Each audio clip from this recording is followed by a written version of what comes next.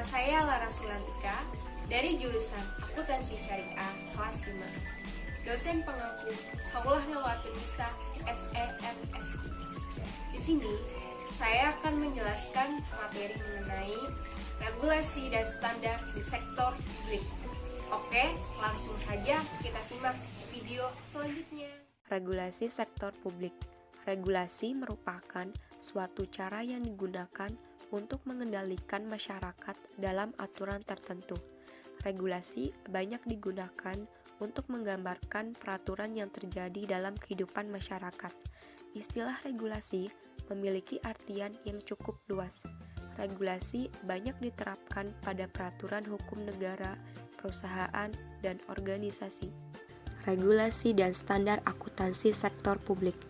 Regulasi di sektor publik dibagi dalam dua bagian besar, yaitu perkembangan regulasi yang terkait dengan organisasi nirlaba dan instansi pemerintah.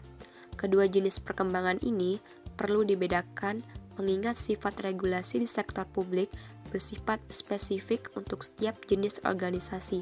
Selain itu, di instansi pemerintah, regulasi yang digunakan juga cenderung lebih rumit dan detail. Perkembangan regulasi akuntansi sektor publik, yaitu ada 3. Yang pertama, memasuki era desentralisasi. Yang kedua, di era prareformasi. Yang ketiga, pada saat era reformasi.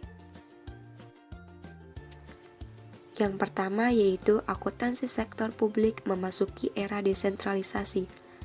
Kebijakan desentralisasi telah mengubah sifat hubungan antar pemerintah pusat dengan daerah, antar BUMN dengan pemerintah pusat, antar pemerintah dengan masyarakat, dan berbagai entitas lain dalam pemerintahan. Yang kedua yaitu regulasi akuntansi sektor publik di era prareformasi. Perjalanan akuntansi sektor publik di era prareformasi didasari pada Undang-Undang Nomor 5 Tahun 1974 tentang pokok-pokok pemerintahan di daerah. Pengertian daerah dalam era prareformasi adalah daerah tingkat 1 yang meliputi provinsi dan daerah tingkat 2 yang meliputi kota, madya, atau kabupaten. Yang ketiga yaitu pada saat era reformasi. Reformasi politik di Indonesia telah mengubah sistem kehidupan negara, karena tuntutan good governance diterjemahkan sebagai terbebas dari tindakan korupsi, kolusi, dan nepotisme. Pemisahan kekuasaan antar eksekutif, yudikatif, dan legislatif dilaksanakan.